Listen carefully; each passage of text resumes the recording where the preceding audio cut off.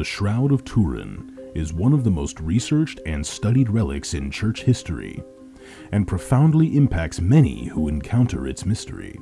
As a person of faith, looking at it through the eyes of faith, I don't think it can help but touch your heart.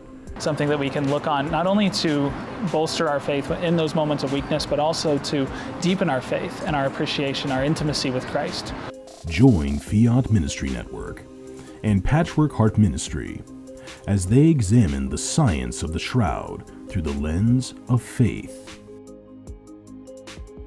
Really interesting scientific information that we didn't know about, like the pollen from all the different regions of the world.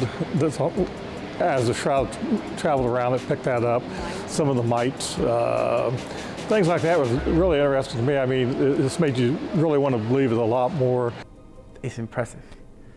Like, humanly, I don't think like that is another level of love. It's not I'm gonna say, like, oh, I love you, I'll give you a chocolate. No. I'm giving you more than my life. I'm giving you my suffering. Asking both experts and disciples, who do you say I am? As far as who the man of the shroud is, as a person of faith and kind of reviewing the evidence there, it seems that a convincing argument can be made that it's Jesus of Nazareth. Visit patchworkheart.org/shroud to learn more and get exclusive behind-the-scenes updates for your support.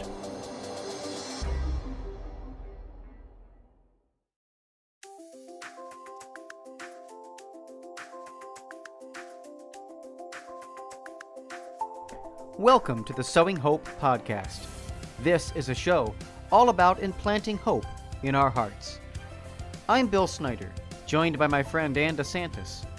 We're glad you're here for our uplifting conversation about faith and how it sustains our hearts through all the seasons of life. Thanks for walking with us. Hello, everybody, and welcome to this episode of Sowing Hope. I am Bill Snyder. It's great to be with you here today on Patchwork Heart Radio, Patchwork Heart Ministry. Thanks so much for joining me.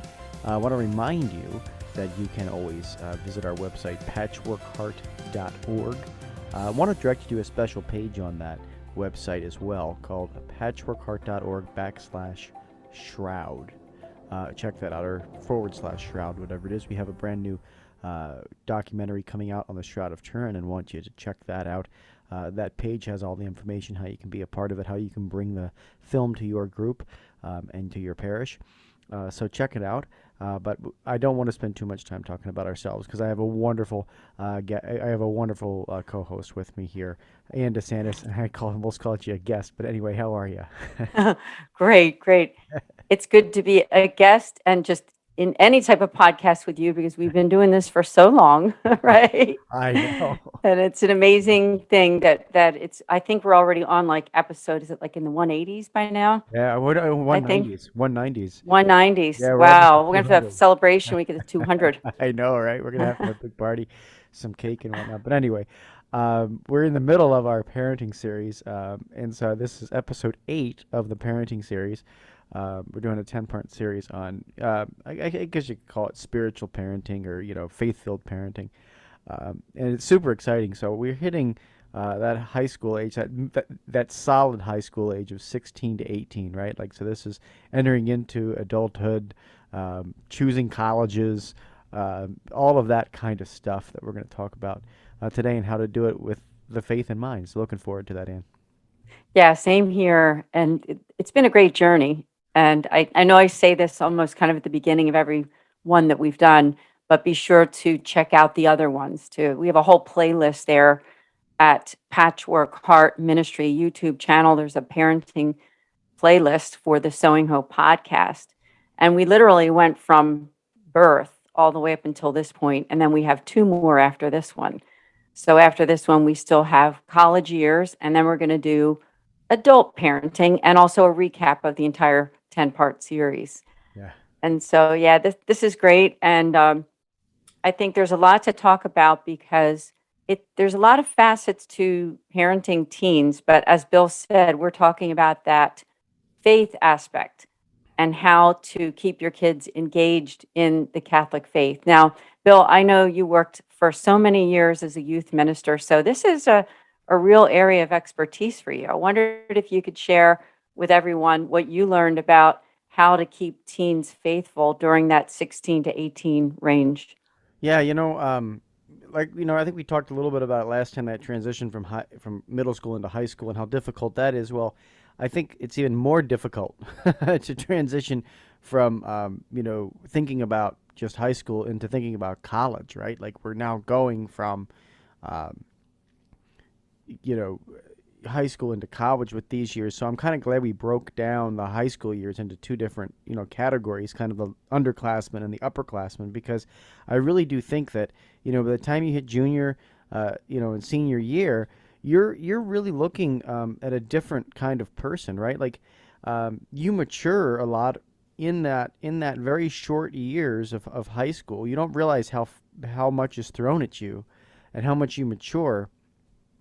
I'm reading a book right now called Screen Kids by Gary Chapman, and one of the things that is in this book, he's a phenomenal author. He does the 5 love languages and all that. But one of the things that stuck out to me in this book is that it said, you have 18 summers with your kids before they go to school, before you go to college. And when you're thinking about that, that really shocked me. I mean, I have a 11-month-old, so it's like this is one of his summers, right? Like this is summer number 1 that's going to be coming for him. And you have 18 summers with your kids. And so, I want you to think about, as you're parenting, like, these are like the last 2 summers that you get with your kids before they go off to college and they start getting internships in the summer, they start getting jobs. They may have had a job in high school, but serious jobs, different kind of internships and stuff, and going off into the world. So these 2 summers that you have, these 2 years you have are super critical. I remember, at least in my personal experience, of my mom and I going and driving to 10 different colleges. We visited 10 different colleges. And we spent time picking over them and looking at them, and really discerning, what is the best choice for me. And so that may be a similar experience for you, or with your children. If you're planning on, or they're planning on going off to college, spend some intentional time. I mean, we did road trips, overnights in hotels, and the whole deal. Traveled all over from Baltimore up to the northern, upstate New York. I mean, we went all over the place. And it was treasured time, right? Like it was treasured time. It was wonderful time to be able to spend that with my mom, traveling to these different schools and looking at them and going on these tours and everything. And, from the spirituality perspective, just the gift of being present, and also the gift of lifting up your teen, and building them up and saying, hey, God is going to do great things through you, right? God is going to do great things through you. And now is a time to make some really good decisions, right? It's time to make some really solid, good decisions.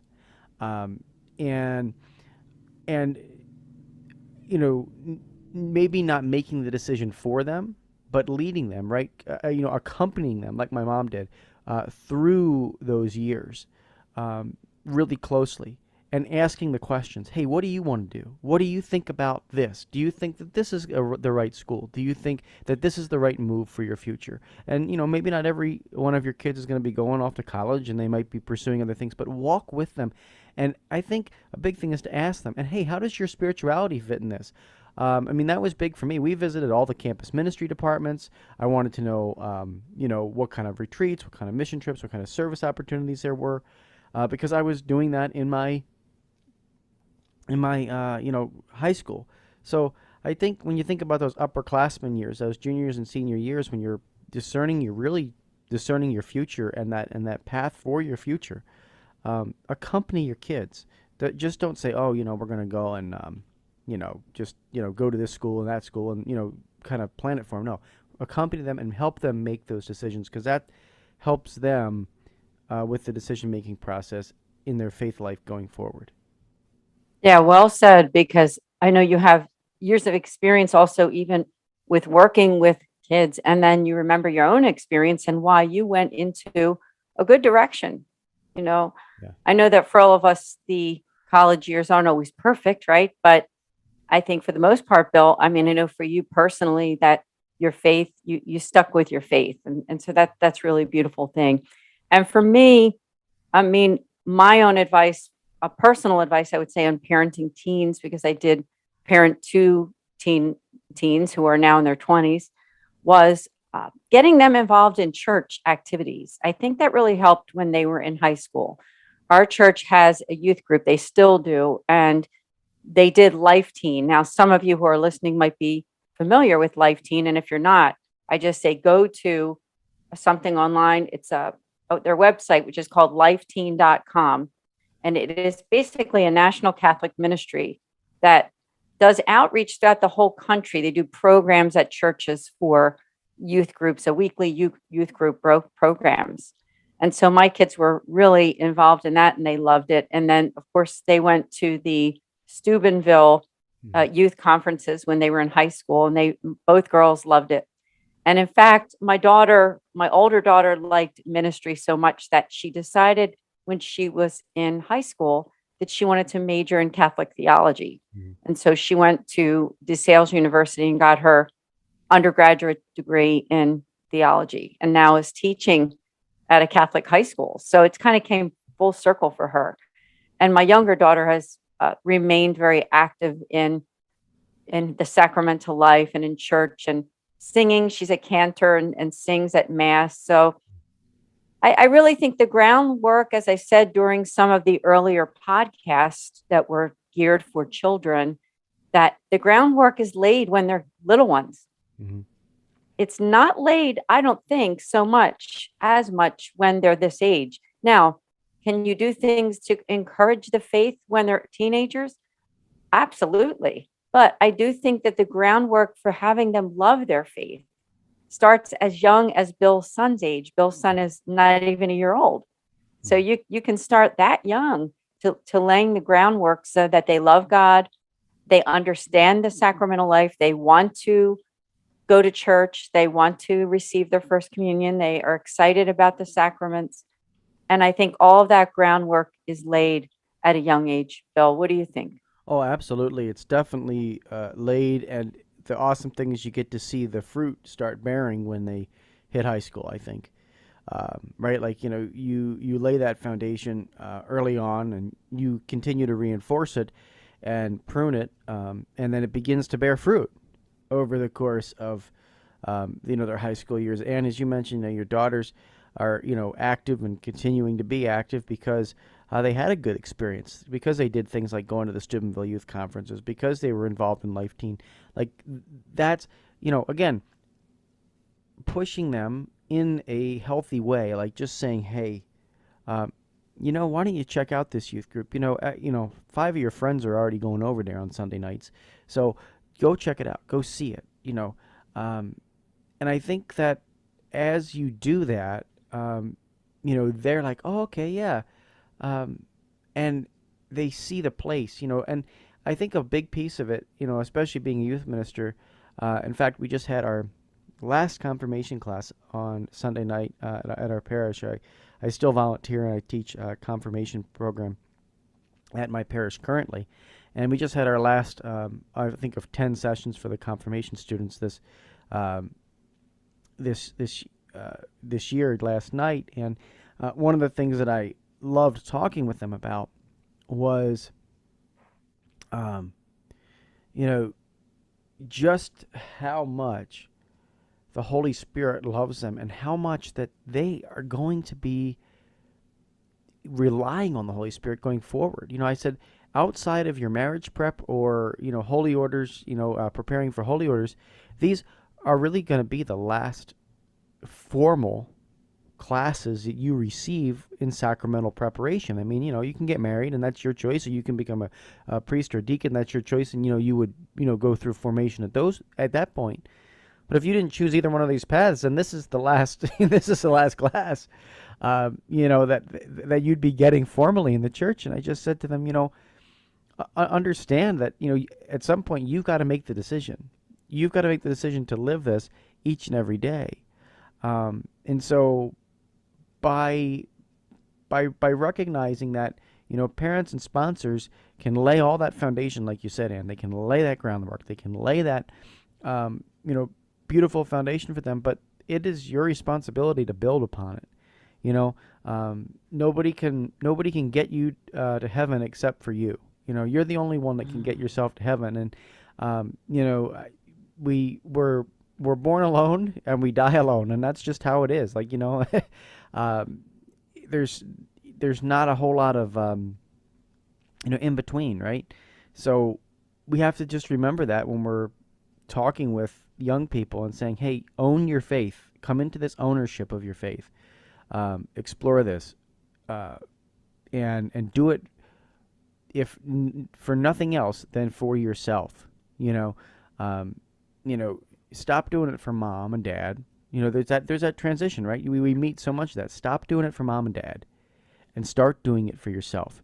Because when you do go off to college, they're not going to be there blasting your butt out of bed at 9 o'clock in the morning to go to mass. That's non-existent. Like, you're either going to choose to go to church or you're not going to go to church, but you're going to have to do it yourself when you go to school, or you go off into the world and you start living on your own. So, lay that foundation now, and challenge your kids to own their own faith. I think that's a really big thing. Really good advice. I love that part about owning your faith, because I do think at this age it's so important. I'm going to reiterate something I said in the last podcast, because I think it's important enough to say again for the one that we did for ages 13 to 15. And that was that parents need to step up to the challenge of laying some kind of rules in the house, because sometimes parents can get kind of lax when their kids get to be teenagers, and allowing them to do certain things with friends or groups of friends that aren't so good. And let's face it, I think the hardest time for most people in their entire lives where they fall away from their faith is when they're faced with hard choices having to do with sin.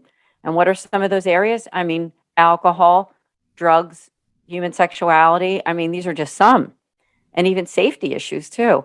So I think parents need to step up to the challenge, because it's going to be awfully hard to love your faith when you're also being so tempted to go in a wrong direction. Because I don't know about you, Bill, but I mean, I've even seen some of the best parents who are very religious Catholics, people who are extremely into their faith, but yet their kids wind up going on a bad path. And that can happen to anybody, really. It can happen to anybody where the kids decide to go in a bad direction. So I think parents, it has to be a combination of rule setting, but love. Because guess what? If the love isn't there, they're not going to follow the rules. They're not going to care. And that's one thing I learned, is that you need to be a good listener, and you need to care, and you need to take time to be with your teenagers. And I think that's the one thing I really loved about homeschooling. Not saying that's for everybody. I know it's not. It certainly is not, because some of the first questions we used to get was something like, what about the prom, and what about the football games, and what about all these different things that they experience at high school? And you're right, there were some things that they didn't get to do. But one of the benefits was that they didn't have as many temptations, okay? Now, I'm not saying that all homeschoolers don't have temptations. That's not true. I mean, they do. But they weren't in situations as much that could have led them into a better path, if that makes sense. Like I said, there's no hard and fast with any of this, because homeschooling kids can certainly get into just as much trouble as anybody else. But what I'm saying is there's pluses and minuses for every decision that we make. But don't be afraid to tell no to your kids, right? Because there's safety issues too, that you want to be careful in terms of the kids they're hanging out with and what's going on at somebody's house where you don't know what's happening, some parent that's not home or something. So just don't be afraid to exercise your parenting with them, right? Yeah. And then you're making it easier for them to stay on a better path. I know that both of my daughters said that they did think that they appreciated the way that they were raised, because, to be honest with you, Bill, they didn't know a lot about what was going on in the world in terms of some of the bad stuff. And some people will say, well, that's kind of hovering and sheltering. But at the same time, it did protect them from certain things too, if that makes sense. So I think there's a balance. There's some kind of a balance. And there's pluses and minuses for everything. But just don't be afraid to say, you know what, I don't think this is a good idea. I don't care if all of your friends are allowed to do this or that. I'm saying no, because our family doesn't think that's a great decision for you. Yeah, and I think that that's a great way to look at life, too. As a parent, exert your authority in the right places. Yes. Exerting your authority in the right places is important, and it's your duty, as a parent too. It's this is not just a nice suggestion. It's also your Yeah. duty to raise your Yeah. children, in a way that's in accord with the gospel, as we promised, at baptism, right? So that's something that I think you really touched on very well, Anne, because understanding that when you say no to your kids and doing it with love, and also I think a big thing is explaining the why. Amen. So many parents do this, and they say, "Oh, because I said so," right? And that is not a reason. Because I said so. No. Because I said so is not a reason. It's and it's not a loving way to exert the authority. So to be able to say, "Listen, the answer is no, no matter what, but here is my rationale behind this," right? You're not going to stay over with boys and girls on a sleepover because it's just not right. It's just, there's just too much temptation there. And Lord knows what's going to happen at a party like that. I'm sorry, you can't, and giving that reason why of that, it could possibly lead into something that, neither of you want, so Hmm. weird pressures, weird stuff like that. We're just going to avoid it, right? You know, and I think,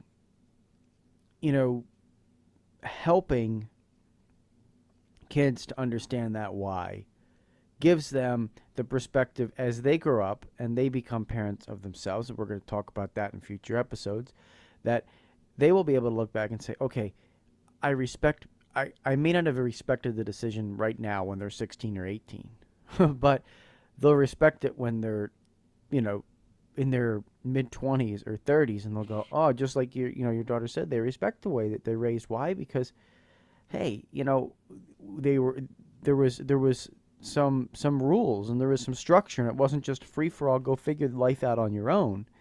So I think that's exactly right, Ann. You've hit the nail on the head with that, and I hope parents take that to heart and understand that. And I'm talking to my future self too, because my little guy is only 11 months old. Yeah, it's all good. I mean, and I want to say this, and I said this in another podcast that we did. Bill and I are not coming to as absolute experts, but we are coming to as people who love God, who have kids. Bill has a child, I have two. And we've also worked with people in the ministries that we do. We've worked with people, and we've heard their stories, and we've seen things, and we want to share what we've learned. And so I just think it's a good place for us on a podcast like this just to enlighten people about how to help to bring your kids closer to their faith. And I'm going to reiterate again one more thing that I think is the most important thing when it comes to wanting your kids to have faith. Because I remember when my kids were young, we used to do this group called Pizza and Parenting, and it was an offshoot from Alpha. Now, Bill, I know you know what Alpha is. If any of you don't know what that is, just go online and key in the Alpha course. And I believe the website might be like alphausa.org or something like that. But anyway, it was a now offshoot from the Alpha course. And I would hear a lot from friends of mine who had kids the same age that they were very concerned about whether their kids, when they were in college and high school, whether they were going to have faith, whether they were going to get into any trouble in college, if they were going to go to church after they were done college, And now it's years later. And not that we need to go into any kind of analysis of what happened, okay? But what I learned from that was if you want your kids to have faith, okay, the very best way for them to do that is for you to model it, right? Don't be this worried parent that, oh my gosh, I want him to go to mass every Sunday and oh, we didn't go this past week. And that's, we can pray about that, but model it. Just model it. Love your faith. Don't just love it because it's a checkbox. Model it because you love God so much and you love this Catholic Church and you are part of the mission of the church. And you're modeling that to your kid. How can your child not love that when they see that it brings you so much joy? That's the number one thing, I think, as a Catholic parent, as to how you can, quote, get your kids to love their faith. It's not giving them all these books or, forcing them to do things, or when they do one thing wrong that you just, you nag them or whatever. None of these things are going to work. What's going to work is for you to pray, love them where they are, but most of all, you model that. Don't model it also as a fanatical person, like someone who eats, sleeps, and breathes, and that's all they can think about is religion in the Catholic Church. Bill and I know that's a good thing to love your faith, but you want to be holistic too, and they want to see some kind of balance. I think when kids feel like everything is all just about religion 24/7, and there's nothing, no fun, no other things aside, hobbies or anything aside from just church talk, that's going to turn them off too. So, Bill, I don't know if you had anything to say with that, but 100%. You're right too. I mean, I think it's really important that children experience the world, that they have the opportunity to go to the zoo. Like, take your children, to do fun things at the local park and the local, movie theaters, and let them explore life. God says, I want that He wants us to have life and have it to the full. And He wants us to dance at weddings. He danced at weddings himself. He wants to enjoy. He wants to you to enjoy life. He didn't say, I've come so you can have life and sit in church 24/7. Now there are some people who are called to that. I'm not saying that cloistered nuns and all of that. Those people that is a real calling. And that may be an authentic call, but children and high schoolers, they need to have the experience of life, so that they can discern God's call. Right? It's important to recreate. Right? There's that book, Leisure, the Basis of Culture, meaning that the fun stuff is the basis of culture, and all the other stuff, isn't. Right? That we work to play, and it's so important that we have that play. I mean, I see it surrounded in my 11-month-old right now, right? Like, it's constant. I mean, it's all he wants to do is play. All he wants to do is play or eat or poop. I mean, those are the things that happen. That's what he does. Right? yes. But I mean, he doesn't know anything else, and so it's really important that I think you expose your kids to the beauty of the world and what God has created, and knowing that they have a family unit they can always come back to, a mom and dad they can come and talk to, that they can come home for a weekend in college or whatever, and just enjoy. Make Mass a part of it. Make the family rosary on Sunday night a part of your experience. Not saying not to include religion, but just make that time sacred time. With your teens, and they will appreciate that, and they will crave it, and they will want to come back to it, over and over and over again. Amen. Amen. Now, we can't end this podcast without mentioning to all of you for this age group, especially the kids that are entering into college, they're in that last year of high school, is that Bill and I and a couple other friends of ours, we wrote a book called Hearts Burning Within Us, and it's available through Charis Publishing. It's also on Amazon and Kindle, and it's by Patchwork Heart Ministry. And the book basically is answering the questions that late teens have about their faith, especially when they're entering into college. Bill, I don't know, as we end, if you wanted to share anything else about the book. Oh, it's perfect. Head over to our website, patchworkheart.org. You can learn a little bit more about the book over there. But yeah, it's perfect, especially right now as you're gearing up for all those graduation parties. You're looking for a good book to buy for your teenagers.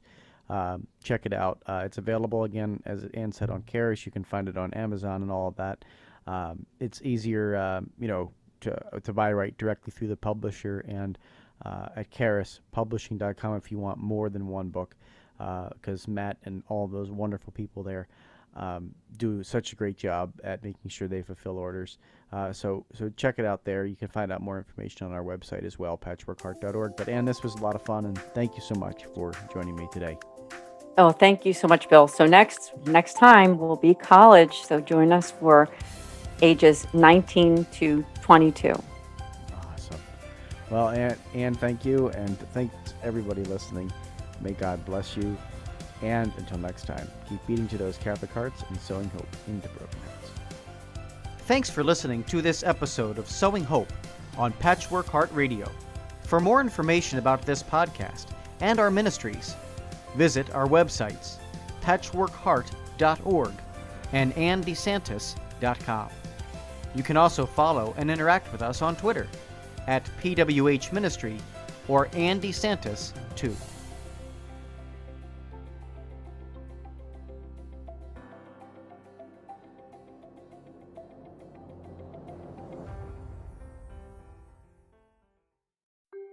The Shroud of Turin is one of the most researched and studied relics in church history, and profoundly impacts many who encounter its mystery. As a person of faith, looking at it through the eyes of faith, I don't think it can help but touch your heart.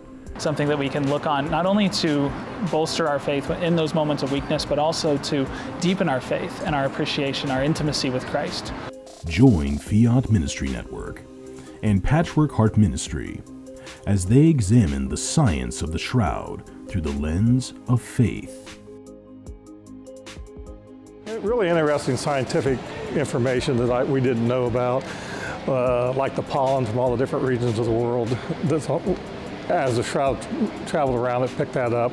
Some of the mites, things like that was really interesting to me. I mean, this made you really want to believe it a lot more.